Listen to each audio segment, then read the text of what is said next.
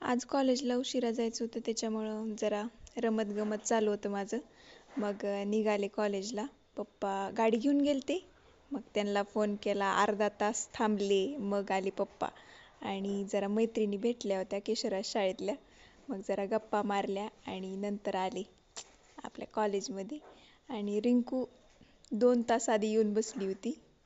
मग जरा तिच्या बी शिव्या खाल्ल्या, इतका वेळ असते का म्हणून. आणि जरा नखरे बी बघितले. ही तर काय आपलं चालूच असते रोजचं.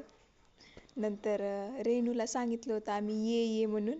नंतर ठरलं 1 वाजता घरी जायचंय. मग काय रुसून बसल्या मॅडम.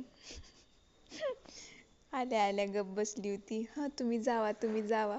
जरा मनवलं लेकराला. बघा कसं हसायले. लय नखरे असते तो. नंतर आज आमच्या मुनुताईचा बड्डे आहे, त्याच्यामुळं जरा गिफ्ट आणलं होतं तिला. मग जरा रेणूला रिंकूला दाखवावं म्हणलं. मग जरा दाखवलं गिफ्ट. छान आहे का नाही बघावं म्हणलं. मग छान आहे. आणि आमच्या कॉलेजमधले लेकरं बी लय येडे आहेत. बघा हो का, तिथं एक काय काय म्हणतात की त्याला, एक माणसाचा पुतळा ठेवला होता. त्याचा हातच तुडून बाहेर घेऊन जायलेत बघा हो का. किती आगाव लेकरं आहेत बघा.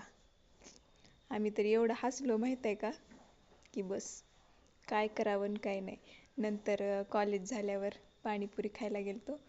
आणि इकडं बघा, पाणीपुरीचा रगडा केलाय आमच्या रिंकू मॅडमनी. हसू तर वेगळंच येते. नंतर जरा पैसे मोजले आणि आलो घरी. मग भेटूयात उद्या. Okay bye.